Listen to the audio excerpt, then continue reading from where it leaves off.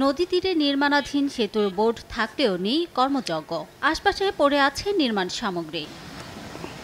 যশোর সদর উপজেলার বসুন্দিয়া মোড় এলাকায় যশোর খুলনা মহাসড়কের সঙ্গে যুক্ত হয়েছে বসুন্দিয়া নড়াইল সড়ক। বসুন্দিয়া বাজারের শেষাংশে ভৈরব নদের দক্ষিণে সদর উপজেলা ও উত্তরে বাঘারপাড়া উপজেলা। আর এই দুই উপজেলাকে সংযুক্ত করেছে ১৮০ ফুট দৈর্ঘ্যের ভৈরব সেতু। পুনর্নির্মাণের জন্য ২০২৩ সালে শুরুতে সেতুটি ভেঙে ফেলা হলেও এখনও নির্মাণ শুরু হয়নি। পাশেই একটি বেইলি ব্রিজ নির্মাণ করা হলেও চলতে পারছে না ভারী যানবাহন। এতে করে ভোগান্তিতে এলাকাবাসী। এখানে কাঁচামালের বাজার আছে, লিচুর আড়ত আছে, তারপরে কলা কচু এভরিথিং যা আছে সবগুলোতে আছে। আর এই গাড়িগুলো এখন এনতে না আসে ওই গুনির ঘাট দিয়ে ঘুরে আসে।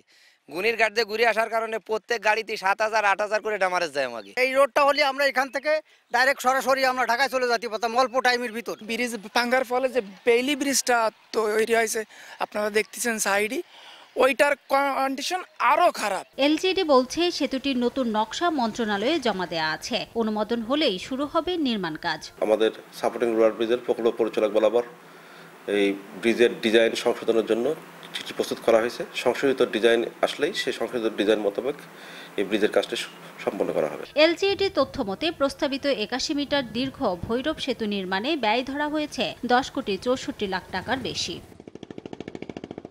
সময় সংবাদ, যশোর।